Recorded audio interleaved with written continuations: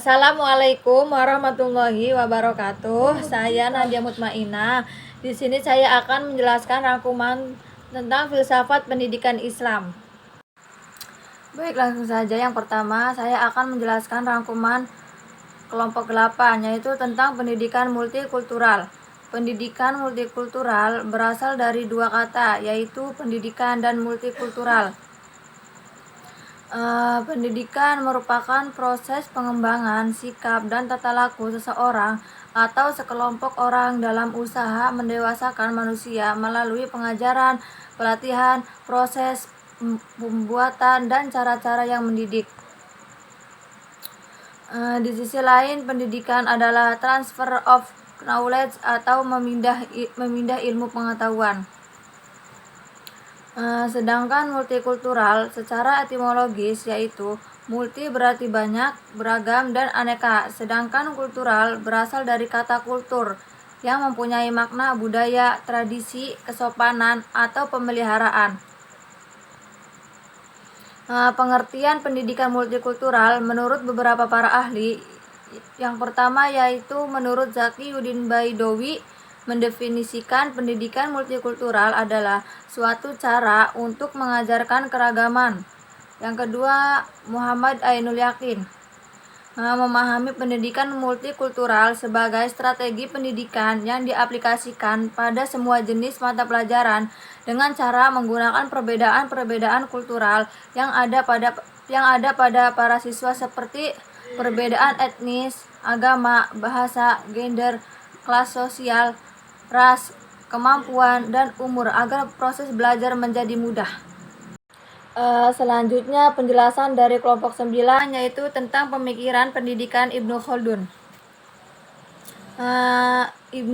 Menurut Ibnu Khaldun, pendidikan bukan hanya merupakan proses belajar mengajar yang dibatasi oleh 4 dinding, tetapi pendidikan adalah suatu proses di mana manusia secara sadar menangkap, menyerap, dan menghayati peristiwa-peristiwa alam sepanjang zaman.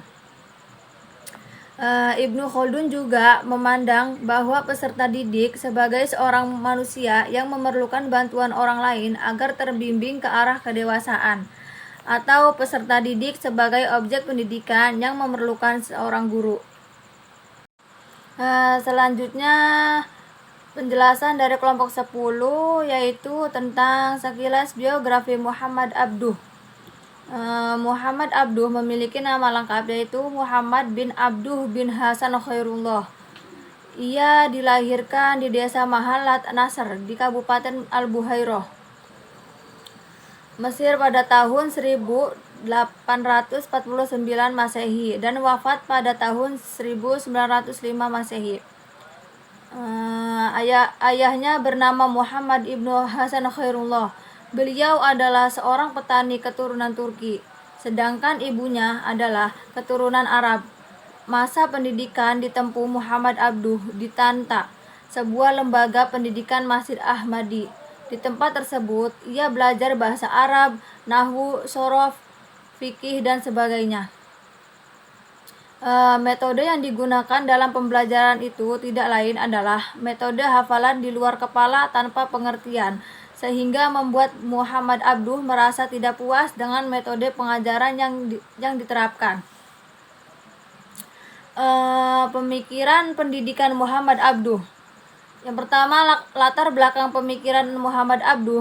Pemikiran Abduh dilatar belakangi dengan keadaan di sekitarnya, yaitu situasi sosial, keagamaan, dan situasi pendidikan.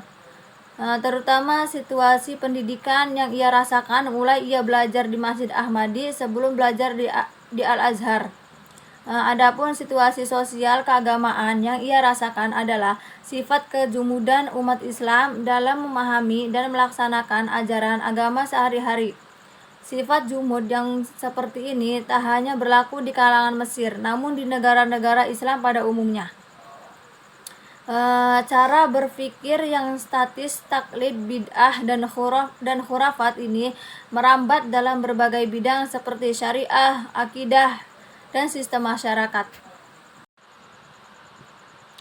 Selanjutnya penjelasan dari kelompok 11, yaitu tentang pemikiran pendidikan menurut Ahmad Dahlan atau Muhammadiyah. Kiai Haji Ahmad Dahlan adalah merupakan tokoh pendidikan yang sangat besar jasanya bagi dunia pendidikan di Indonesia ini. Kiai Haji Ahmad Dahlan atau Muhammad Darwis lahir di Kauman, Yogyakarta 1 Agustus 1868 sebelum mendirikan organisasi Muhammadiyah. Kiai Haji Ahmad Dahlan mempelajari perubahan-perubahan yang terjadi di Mesir, Arab, dan India untuk kemudian berusaha menerapkannya di Indonesia. Ahmad Dahlan juga sering mengadakan pengajian agama di langgar atau musola. Pada tahun 1912, ide-ide yang dikemukakan Kiai Haji Ahmad Dahlan telah membawa pembaruan dalam bidang pembentukan lembaga pendidikan Islam yang semula bersistem pesantren menjadi sistem klasikal. Di mana dalam pendidikan klasikal tersebut dimasukkan pelajaran umum ke dalam pendidikan madrasah. Meskipun demikian, Kiai Haji Ahmad Dahlan tetap mendahulukan pendidikan moral atau akhlak, pendidik individu, dan pendidikan kemasyarakatan. Selanjutnya penjelasan dari kelompok 12 yaitu tentang pemikiran pendidikan menurut Hasyim Asy'ari. Kiai Haji Hasyim Asy'ari dilahirkan dari keturunan elit kiai atau pesantren. Pada tanggal 24 Dzulhijjah tahun 1287 Hijriah bertepatan pada tanggal 14 Februari tahun 1871 Masehi, tepatnya sebelah timur Jombang, Jawa Timur, suasana kehidupan pesantren sangat mempengaruhi pembentukan karakter Hasyim Asy'ari yang sederhana dan rajin belajar. Belajar dari pesantren ke pesantren di Jawa sampai ke tanah Hijaz. Sebagai pendidik merupakan bagian yang terpisahkan dari perjalanan hidupnya sejak usia muda. Setelah mengajar keliling dari pesantren orang tua hingga mertua, pada tahun 1899 Hasyim Asy'ari mendirikan pesantren sendiri, mewujudkan cita-citanya di daerah Tebu Ireng Jombang, Jawa Timur. Pemikiran Hasyim Asy'ari dalam bidang pendidikan lebih menekankan pada masalah etika dalam pendidikan, meski tidak menafikan beberapa aspek pendidikan lainnya. Pemikiran pendidikan Kiai Haji Hasyim Asy'ari sejalan dengan pemikiran Al-Ghazali yang lebih menekankan pada pendidikan rohani. Misalnya, belajar dan mengajar harus dengan ikhlas, semata-mata karena Allah, bukan hanya untuk kepentingan dunia tetapi juga untuk kebahagiaan di akhirat.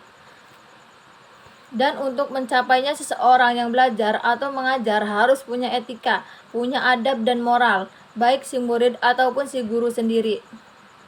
Selanjutnya penjelasan dari kelompok 13 yaitu tentang pemikiran pendidikan persatuan Islam atau Persis. Persis adalah salah satu gerakan pembaharuan yang didirikan oleh Yusuf Zamzam, Komarudin, dan Abdurrahman. Organisasi Persatuan Islam ini bersemboyan kembali kepada Al-Quran dan Sunnah dengan maksud membersihkan Islam dari segala bid'ah, khurafah, syirik. Berdirinya organisasi Persis bertujuan untuk mengangkat umat Islam dari kejumudan berfikir dan ketertutupan pintu ijtihad. Pada dasarnya, perhatian Persis ditunjukkan terutama pada penyebaran faham Al-Quran dan Sunnah.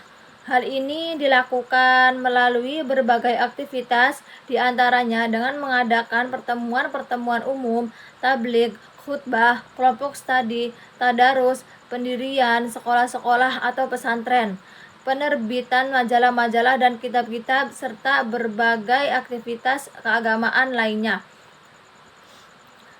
Peran Persis sebagai salah satu organisasi Islam sangatlah besar. Misalnya, dalam bidang pendidikan ialah dengan menyelenggarakan kelas pendidikan, akidah, dan ibadah bagi orang dewasa. Persis juga mendirikan lembaga pendidikan kanak-kanak dan Holland Inlandes School yang merupakan proyek lembaga pendidikan Islam, Pendis. Kemudian pada Tanggal 4 Maret tahun 1936 secara resmi Persis mendirikan pesantren Persis yang pertama dan diberi nomor 1 di Bandung. Dalam perkembangannya, Persis mengordinasikan pesantren-pesantren dan lembaga-lembaga pendidikan yang tersebar di cabang-cabang Persis. Dalam bidang penerbitan, Persis banyak menerbitkan buku-buku dan majalah-majalah melalui penerbitan ini. Persis menyebarluaskan pemikiran dan ide-ide mengenai dakwah dan tajdid. Perkembangan selanjutnya, aktivitas Persis melalui ke aspek-aspek lain. Orientasi Persis dikembangkan dalam berbagai bidang yang menjadi kebutuhan umat, mulai dari bidang pendidikan atau tingkat dasar hingga pendidikan tinggi, dakwah, bimbingan haji, zakat, sosial, ekonomi, perwakafan, dan lainnya. Sekian dari saya, kurang lebihnya mohon maaf. Wassalamualaikum warahmatullahi wabarakatuh.